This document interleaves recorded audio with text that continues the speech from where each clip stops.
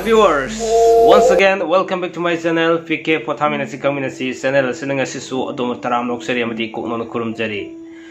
Ngasisu adom gidamakta anoba topic ama miyamda khajitang kana kadara khanjaduna podun laksari ba topic ni. Imungda lan changnaba gidamak Imoinu imana bibiramba Laiwa sing miyamda khudol tamjage.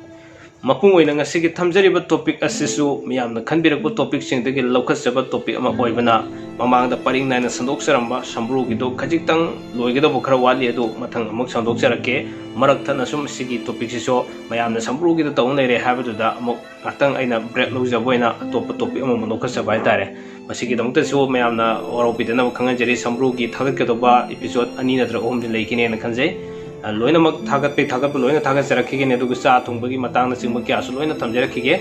aduna ngasi ge thamjari ba topic asi mapung oina imungda lan changnabagi damukta Imoinu imana pibiramba Laiwa amadi Paotak haibasi ki matang da khajitang khangajarakan haitare miyamda khudol tamjabani aina ngasi thamjagadriba sidagi de hena asidi sinatabo kya amasu leiri haitare adubu mapung oiba khara ka khangajaraga kaman noine koina khangminabu yaba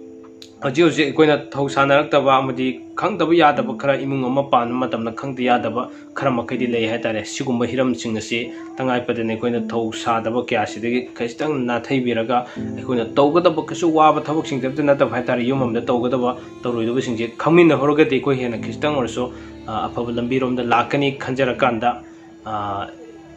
mitei ama oina ikoi kari tawgani kuigi ahalaman singna thambiram masana kangon singje khara makai di koi tung illakanda apaba kharadi purpung ngamani khanjaraga ngasi miyamda khudul tamjagadarabne miyamda lanthokserage ngasi gi thamjariba topic asi imungda lan changnabagi damukta Imoinu Imagi Laiwa haibasi miyamda khudul tamjarage miyeng taminasi ko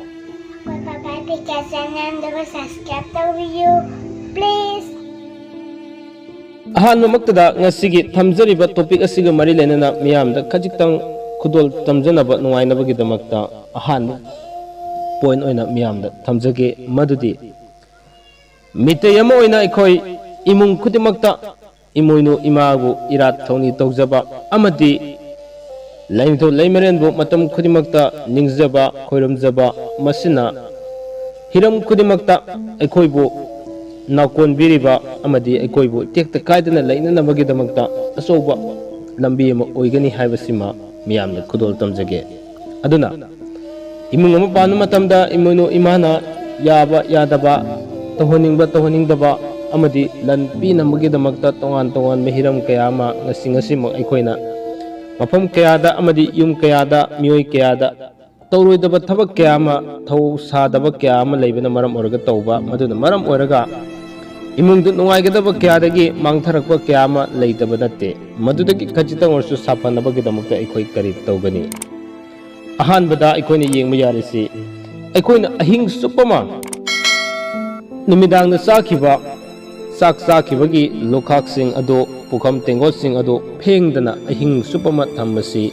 Imoinu imana khwaidagi sawba maram ama oi masi lansu pide imungduda maduna masi yariba makai aikoina ahing supama koina sakhiba pukham tenggot sing asi phengdana thammasi tangai padana masi yamna fatte habasima miyamna khangjinbiro madi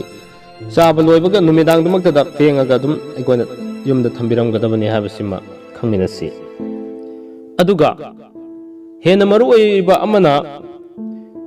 yum amada matai manaw leiba matamda imungdugi jumburembi oibi nupi angang singda khongpakna ngammi matagong khongpakna kauba mangaksam paiduna inbasi yamna tohoidaba amadi madu Imoinu imana yadaba amani habasi khangmina horasi masi khwaidagi tawba fataba amani mathangda aikoina posei ama leiba matamda maru oiba posei sing khudam oina sana lupa manimukta amadi hawa gari asoba sing leiba matamda numit changkhraga leibasi yamna fattaba ma oi amadi fattaba numit singsu lei mapung oina leiba pokpa sagol sel amadi thangja hariba numit sing asi hawa gari amadi engine panba gari sing leibada khwaidagi fattaba numit singni habasi khangminasi asumna imung amada nuksi sanana leibase masida hena faba leitre amadi lan su yamna sangani isau yamna langanba imungduda lan kari gumbi amada sangoi mane makubu seba fajana tobi mawa mapuroi babu lai dauna khanbi nupido nungai yai fabna thanba imung ama oigani habasi khangminase imungduda sinta ta tawduna leiba awabu wakhal khanduna ta leiba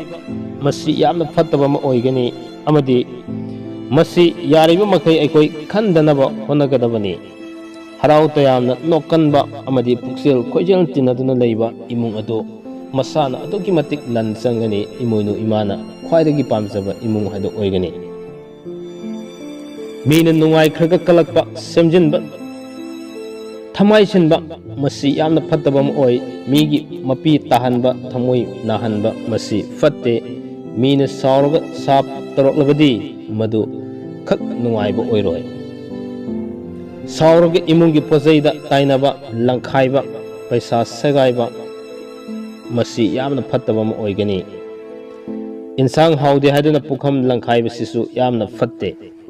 imoinu imana yade asumna imung manungda amadi yanakha lukhada luna na thamba amadi lokang toina kanthabiba sumang telong sina singba kya singsi luna na thamba lan sangani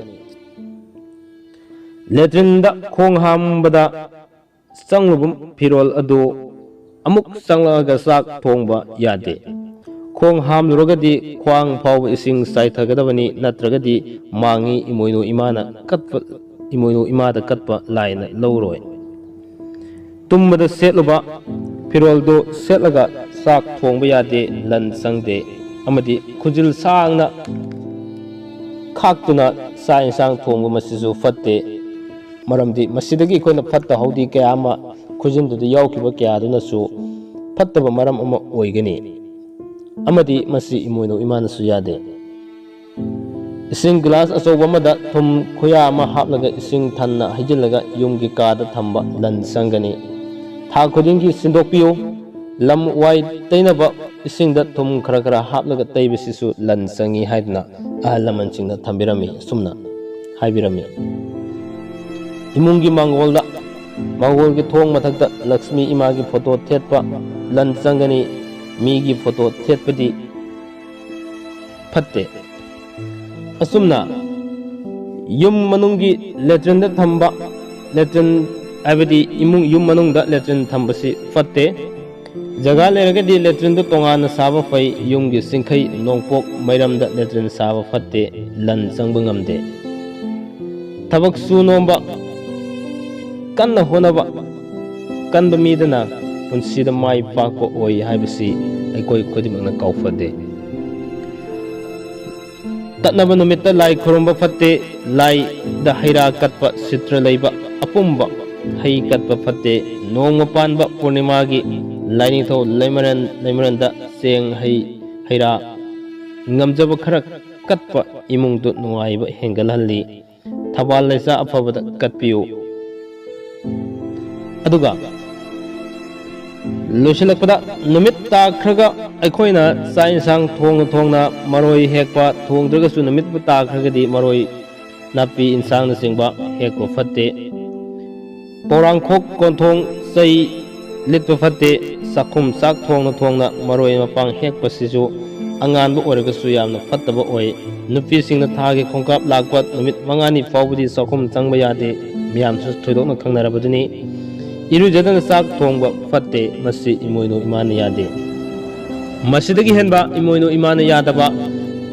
hiram kaya maleri madu singda so aduma matang saba matamda matang miyamda khudol tamjarake ngasigi oina sorok pai koina hojigi matam asida thausanadaba thawasadaba kayam leibasigi khajitang orasu koina khangminabada hena mateng oigadra khanjaduna miyamda ngasigi imoinu imana lan changnabagi damakta piriba pautak sing asi khajitang khangatsaraga miyamda khudol tamjabani